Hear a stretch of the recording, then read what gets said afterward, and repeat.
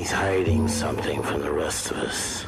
The fatal flaw at Enron, if there was one, you say it was pride. But then it was arrogance, intolerance, greed. So many of them were blinded by the money that they didn't see that they were sinking their own lifeboat. We have a right to know. It just got hungrier and hungrier. Sooner or later, they were doomed to go off that cliff at 90 miles an hour. I think the Enron story is so fascinating because people perceive it as a story that's about numbers, that it's somehow about all these complicated transactions. But in reality, it's a story about people, and it's really a human tragedy. In the early 60s, Stanley Milgram tried to figure out what characteristics there were of evil people. Was there an evil strain, or could normal people do really bad things? And so he set up this experiment. In the experiment, he had an actor playing an experimental subject and a real experimental subject. You want to step right in here, learner, and have a seat there. They went into this room, and he had an experimenter say, we're going to see if mild electric shocks will help people memorize lists. Incorrect. You'll now get a shock of 75 volts. Oh. Soft hair.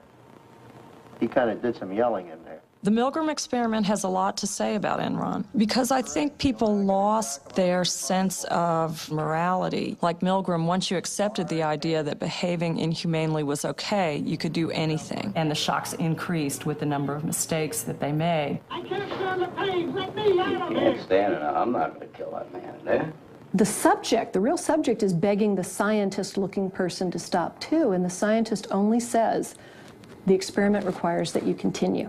Please continue. Go on, please. You accept all the responsibility?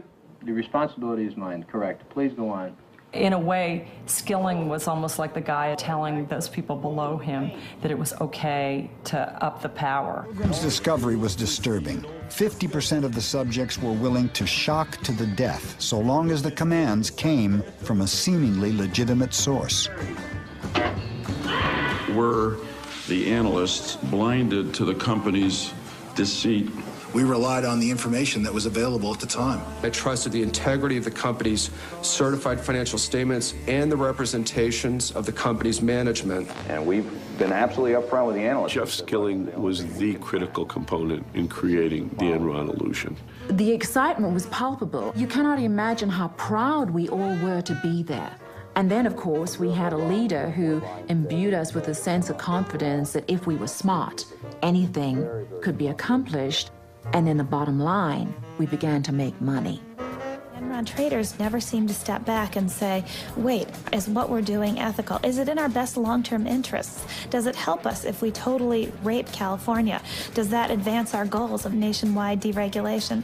Instead, they sought out every loophole they could in order to profit from California. In the Titanic, the captain went down with the ship.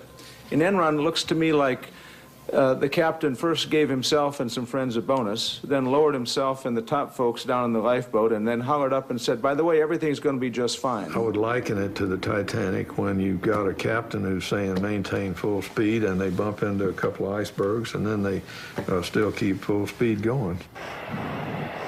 The captain of this ship, Enron, he ignored all the warning signs, and there were plenty of them.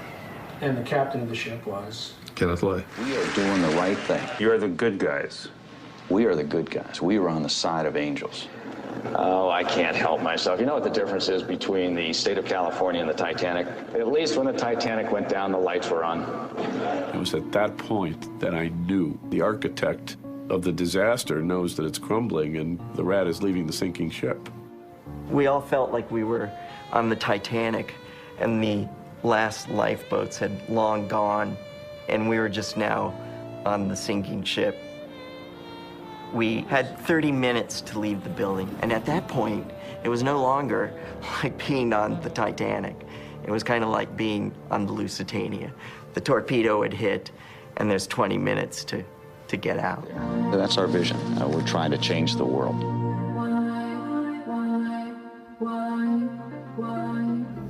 I think the larger lesson was what Enron asked of its employees, which was ask why.